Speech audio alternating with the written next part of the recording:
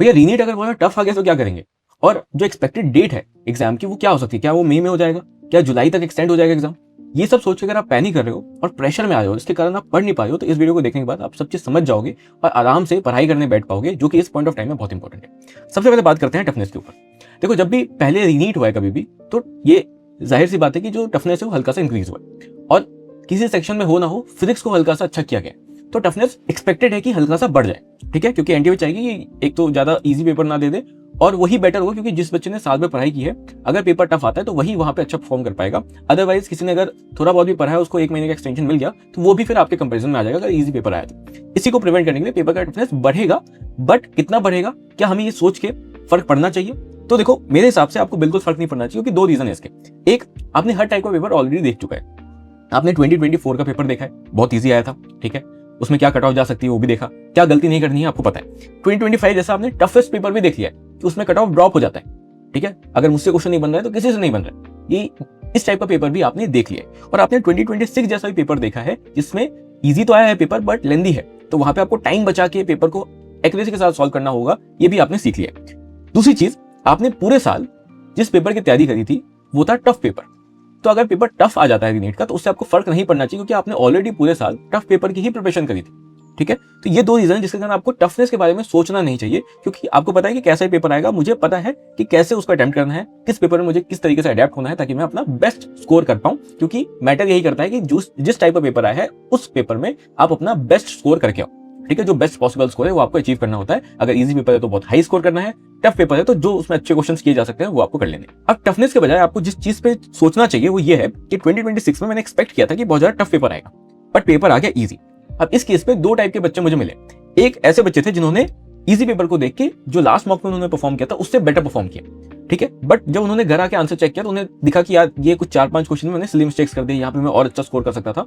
तो उन्हें ये कोशिश करनी है कि वो जो मैंने गलती करी रीनीट में, वो गलती ना, मैं कैसे उन सिली मिस्टेक्स को कम कर सकता हूँ। इस 1 महीने का जो भी टाइम आपको मिलेगा उसमें आपको ये इंप्रूव करने की कोशिश करनी है। मतलब आपने अगर बहुत अच्छा स्कोर किया है तो आपको ये ट्राई करना है कि अगर ऐसा ही पेपर आता है तो मैं और बेटर स्कोर करूँ। और अगर आपने कुछ ऐसी गलती कर दी कि आपके लास्ट मॉक में जो भी स्कोर आया था उससे मार्क्स ड्रॉप हो गया, तो आपको ये कोशिश करनी है कि अगले पेपर में, रीनीट में अगर सेम पेपर आता है तो मैं वो गलतियां ना दोहराऊं, मैं प्रेशर में ना आऊं, मैं एक्यूरेसी पे ध्यान दूं और मैं इंप्रूव करूं अपने स्कोर को।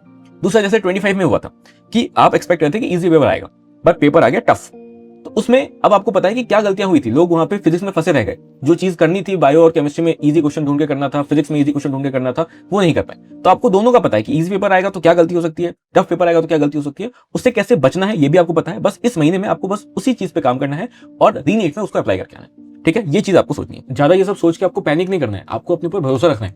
ठीक है, आपने जो ईयर लॉन्ग पढ़ा है उस पर आपको भरोसा रखना है। आपको ये ट्राई करना है कि यार अगर मेरा पेपर खराब हो गया था तो ये एज ए सेकंड चांस मुझे मिल रहा है, मुझे इंप्रूव करना है। दूसरा, अगर मान लो आपका पेपर अच्छा गया था, स्टिल मुझे पता है कि कितना ही अच्छा पेपर गया हो, अगर आपके 720 नहीं आ रहे तो घर आके लगता ही है कि यार ये 2-3 क्वेश्चन और सही हो सकते थे।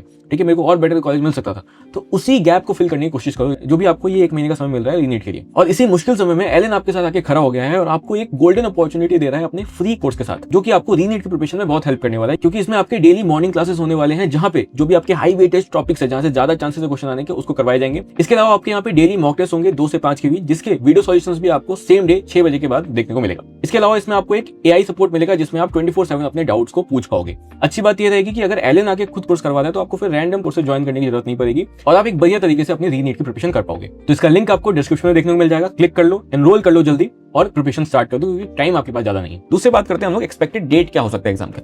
देखो, हिस्ट्री के हिसाब से अगर आप बात करोगे, जो हिस्ट्री में 2 रीनीट्स हुए हैं अभी तक, एक सीबीएसई ने नीट 2015 में कंडक्ट करवाया था जिसमें 6 लाख बच्चों का एग्जाम हुआ था, और दूसरा एनटीए ने जो 2024 में कंडक्ट कराया था जिसमें 1500 स्टूडेंट्स ने एग्जाम दिया था। देखो, 1500 स्टूडेंट्स का एग्जाम लेना था, तो रीनीट का जो डेट, मतलब जिस दिन बोला गया, सुप्रीम कोर्ट ने बोला कि आपको कैंसिल करके जिन भी बच्चों को ग्रेस मार्क्स दिया है उनका रीनीट लेना है, तो 13 जून को ये बोला गया। और री एग्जाम जो है वो 23 जून को होगा। मतलब सिर्फ 1500 बच्चों को एग्जाम लेने में एनटीए को 10 दिन का समय लग गया। वहीं पे जब सीबीएसई ने रीनीट का एग्जाम लिया था 2015 में, 6 लाख बच्चों का एग्जाम उसे वापस से लेना पड़ा था। एग्जाम कैंसिल हुआ था आपके 15 जून को और री एग्जाम हुआ था आपका 25 जुलाई। मतलब ऑलमोस्ट 40 डेज का गैप लगा था। तो मतलब जो मिनिमम टाइम एनटी को लगेगा एक एग्जाम कंडक्ट करवाने में इस लेवल पे, जहां पे 22 लाख बच्चे बैठ रहे हैं, वहां पे उसको कम से कम 30 से 40 दिन का समय तो लगेगा ही लगेगा। अब सिर्फ इतना ही काफी नहीं है, अब आपको ये भी देखना है, क्योंकि एनटी और भी एग्जाम्स कंडक्ट कराती है, तो एनटी के पास जो उसका एग्जाम कैलेंडर है उसमें फ्री स्लॉट्स कौन कौन से हैं। तो आपको दिखता है कि ये पूरा अगर आप एनालाइज करोगे तो मई में तो एग्जाम नहीं हो सकता, क्योंकि पूरे मई में आपका सीयूईटी का एग्जाम चल रहा है। उसके बाद जो डेट, जो संडे आपको फ्री दिखता है वो है 7 जून, 14 जून, उसके बाद इधर सारे आपके एग्जाम्स है। 12 जुलाई में आपको फ्री स्लॉट दिख रहा है और एक आपका 21 जून भी आपको एक फ्री स्लॉट दिखता है। ठीक है, अब इसको अगर आप एनालाइज करोगे तो आपको दिखेगा कि जो 7 जून है वो एक डेट है आपके पास, 14 जून एक डेट है, 21 जून है, उसके बाद जुलाई काफी लेट हो जाता है। अगर वहां पे कंडक्ट करेंगे एग्जाम को तो काउंसलिंग डिले हो जाएगा, तो पूरा सेशन ही फिर डिले हो जाएगा। तो जुलाई में मेरे को नहीं लगता जाएंगे। 7 जून जो है वो 26 डेज का गैप बनता है और काफी ज्यादा अर्ली हो जाएगा। इसमें एनडीए को इस लेवल पे एग्जाम कंडक्ट कराने में बहुत ज्यादा फिर उसे फास्ट पेस पे सब सारी चीजें करनी होगी, जो मुझे लगता नहीं वो कर पाएगी। तो इसलिए ये उतना पोटेंशियल डेट नहीं है मेरे हिसाब से। 14 जून मेरे को सबसे प्रोबेबल डेट लगता है मेरे हिसाब से। बाकी 21 जून भी हो सकता है, बट क्यों नहीं होगा मेरे हिसाब से वो ये है क्योंकि 22 जून से जो है ना यूजीसी नेट का एग्जाम शेड्यूल्ड है। ऑल्दो वो एक ऑनलाइन एग्जाम है, स्टिल ये दिक्कत हो सकती है कि उसे मान लो मैन पावर की दिक्कत हो सकती है, कुछ भी ऐसी दिक्कत, तो शायद वो ना कराए। बट 14 जून और 21 जून दोनों ही एक प्रोबेबल डेट आप मान के चल सकते हो कि एग्जाम हो सकता है। इससे एग्जैक्ट डेट देखो प्रेडिक्ट करने की इसमें कोई भी गोल लेके मैं नहीं आया। मैं आपको बस बताना चाहता हूँ कि आपको ये जानना है कि प्रिपरेशन ऐसे करो कि एटलीस्ट 26 डेज बाद भी अगर एग्जाम होता है, 7 जून को भी अगर एग्जाम कंडक्ट करवाते हैं तो आप प्रिपेयर रहो। बस इतना ध्यान लेके चलो क्योंकि 2 से 3 दिन के अंदर डेट आ ही जाएगा, फिर आप कंफर्म हो जाओगे। बाकी एक्सपेक्टेड डेट यही है कि 14 जून या फिर 21 जून, जुलाई में नहीं जाएगा।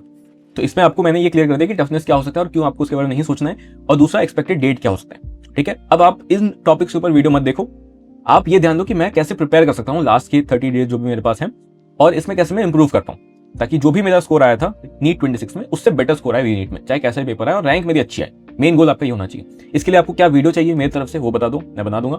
प्लानर चाहिए तो वो बताओ, वो भी मैं बना दूंगा। ठीक है, कमेंट कर दो, कमेंट बॉक्स आपका है। चलो भाई, मिलते हैं नेक्स्ट वीडियो के साथ, तब तक टेक केयर।